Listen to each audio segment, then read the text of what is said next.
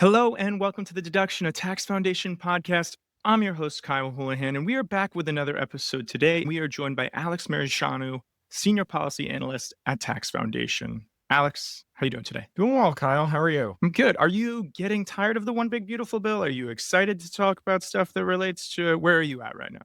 I'd say I know it's what I got to do. Yeah, fair enough. Fair enough. Okay, well, let's dive in because today we have an interesting topic that a lot of people want to know more about. What's going on with the Trump accounts? What exactly are the Trump accounts and how do they fit into the One Big Beautiful Bill? I think the first thing to say is they're a relatively small part of the One Big Beautiful Bill. And just in terms of order of magnitude, the One Big Beautiful Bill is about $4 trillion tax cut, even after factoring in, economic growth. About a $4 trillion of net tax cuts. And, Trump accounts are somewhere in the $10 to $20 billion range. So a very small percentage of the bill. It's a relatively small policy. And within that subcategory and within the Trump accounts, it's really two policies. The first is these payments for children born between the beginning of 2025 and the end of 2028. These payments of $1,000 will sit sort of protected in an account until at least a kid turns 18, and we can get into the specifics of that later. So there's these direct payments that are held in these accounts, and there's also the option to contribute to these accounts out of your own pocket, or a third party can contribute to these accounts. They have some tax advantages relative to a brokerage account, but they're not particularly strongly tax advantaged. The Trump account is a combination of the direct payment, and that's sort of the exciting part. I think the part that has caught people's eye. But there's also the actual account contribution dynamics, which are generally less generous than most other tax advantaged accounts. And we can probably get into this part here in this question because I wonder how long it might take for people to get that $1,000 and when it would help them. But who are the Trump accounts really designed for, and will they actually help families? So I think there are a couple of dimensions to consider when asking who is this policy supposed to benefit. There are two arguments that I think people have brought forward to defend the Trump accounts or sell the idea of the Trump accounts. There is, on the one hand, the goal of supporting long-term wealth building.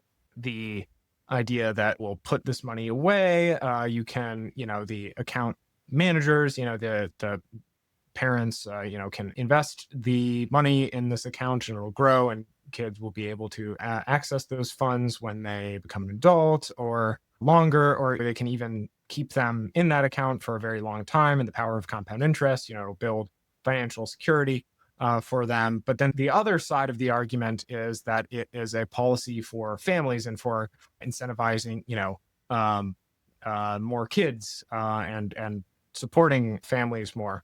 At least on the latter perspective, I think if you're going to design a policy for helping kids, it would make more sense to focus that policy on immediate sort of benefits. The transition of having kids, for the first time.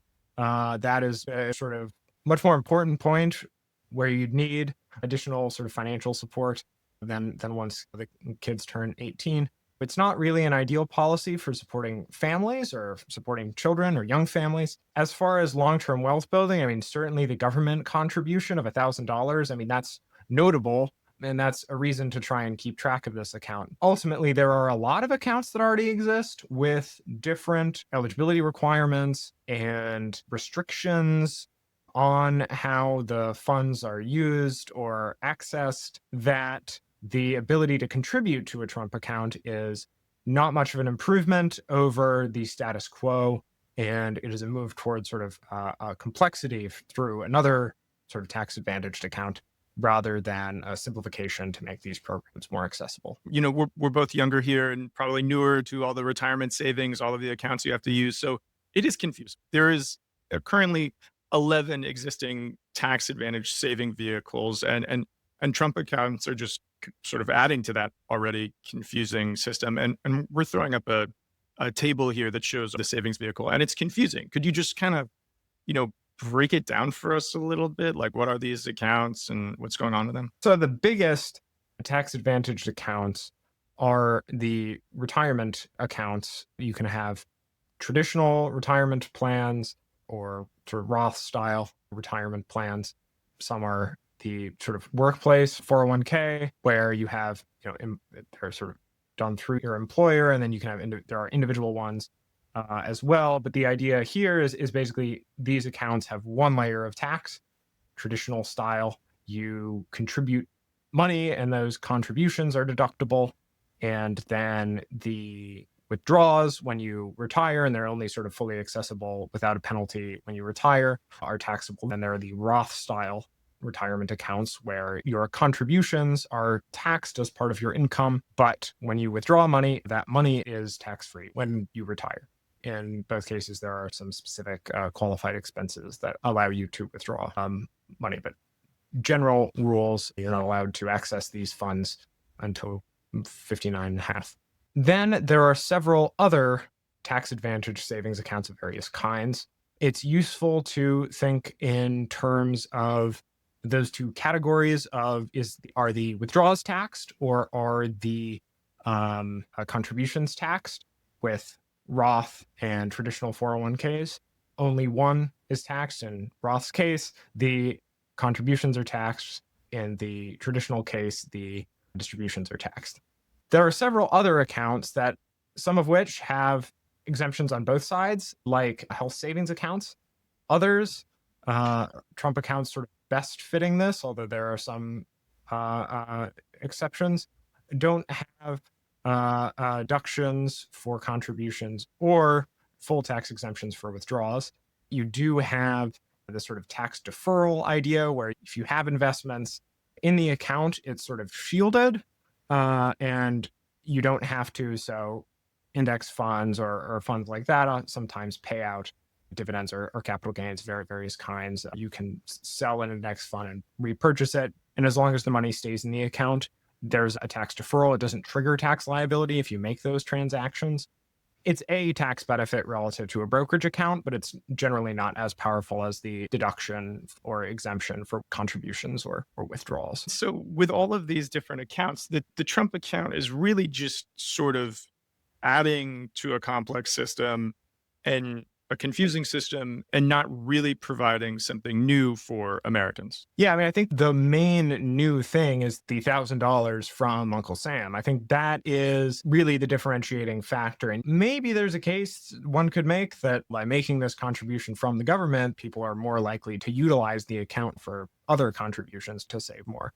But, if so, that's a roundabout way to do it. A very poor sort of half solution where if savings accounts are complicated and have a lot of restrictions or eligibility requirements, it seems like an expensive solution to that problem to put money in another one of these accounts just to get people to use them. The better option would be simplifying the collection of savings accounts we have today into ones that are fewer and more accessible and easier to follow. I'm going to follow up with this. Is I often say here that I am a little bit confused by the tax system and a little bit confused by all the savings systems as a younger person trying to save for retirement. I know that this is your job, but have you found it confusing at all? Sure. Yeah, no, I think there are some things where I'm fairly certain that, but there might be some extra benefit in one of those some certain type of account for me to set up, but it's like, what is the added benefit of setting up a fourth different type of savings account versus how much time I'm going to spend having to spend to set up that account and manage it and remember that I've got to keep track of it. How much is the payoff there? And usually, I mean, not every case, but usually I say, that doesn't really feel like it's worth my time. I might be unusual in other aspects of finding tax interesting, but generally I don't like having to keep track of 15 different financial institutions. Somebody who is perhaps on paper rationally maximizing their tax treatment might. I completely understand that. I feel like I'm in the same boat. It's hard to keep track of all of it. Let's talk about maybe some solutions here, or what could be better.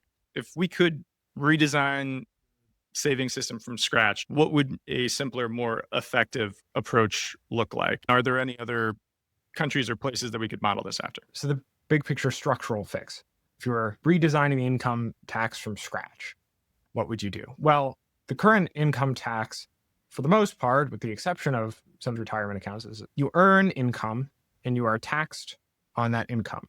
Now, if you go out and spend that income, you do not face an extra layer of tax at the federal level.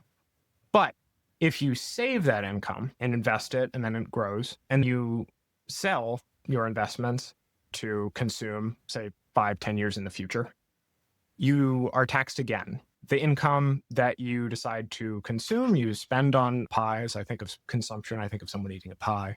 You only face one level of tax, but if you decide to save that money and invest it and in the future buy a pie, you end up paying taxes twice. So the sort of broad structural fix, if you were redesigning the income tax from scratch, would be to have a system where effectively all saving would be deductible when you first earn income. If you put money away, you deduct that from your income tax liability. In the future, when you decide to take those savings out to consume, you pay taxes on them. This would create effective tax neutrality between consuming and saving your income. That is the big picture structural fix. Now, the improvement on the sort of current system, where we're accepting the premises of roughly the current income tax, would be introducing a universal savings account.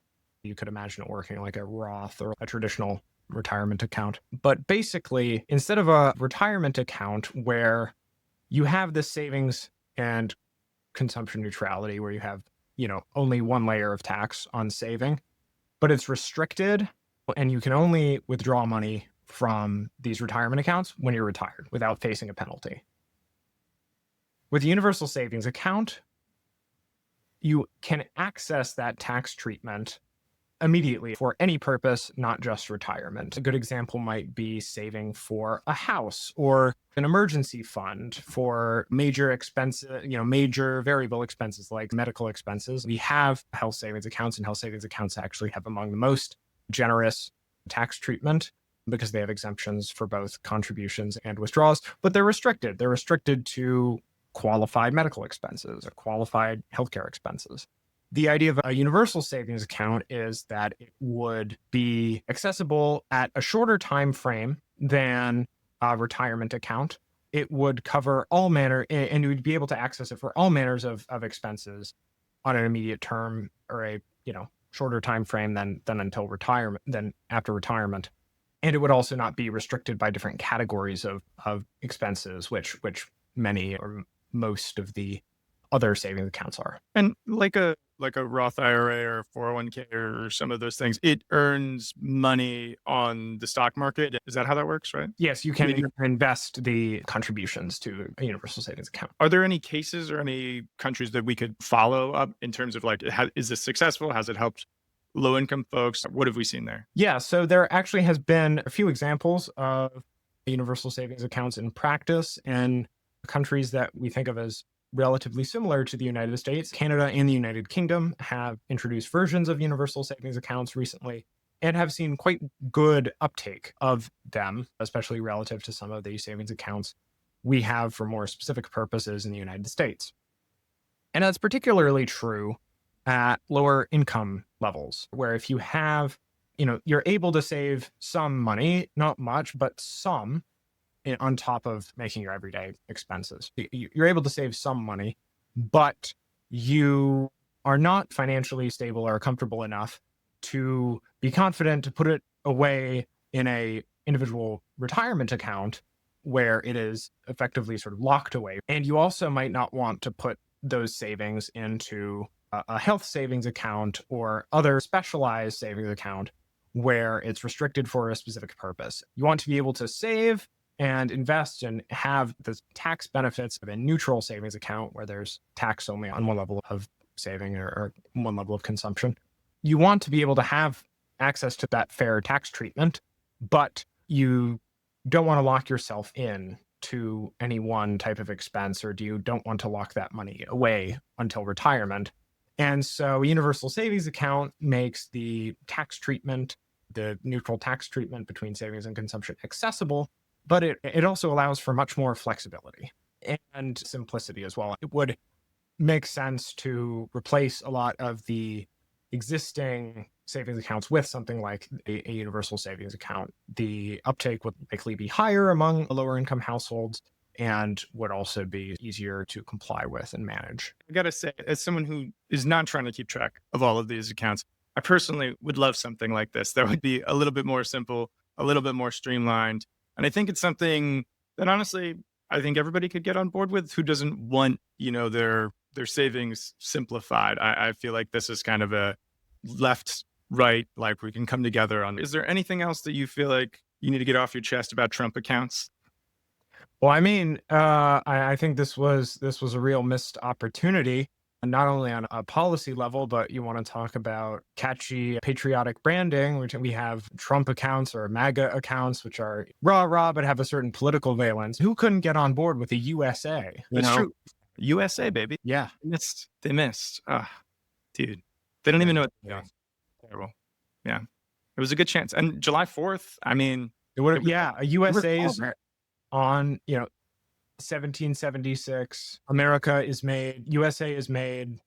We did it. It could have been July 4th, 2025. USAs are made. That was a missed opportunity. Yeah, it really was. Well, Alex, thank you for being on the show today. Thank you for breaking this down with us. And before we sign off, if you have any burning questions on taxes, you can send them our way. You can drop a comment on YouTube, and you can email us at podcast@taxfoundation.org. You can slide into our DMs at DeductionPod on Twitter. Thanks for listening.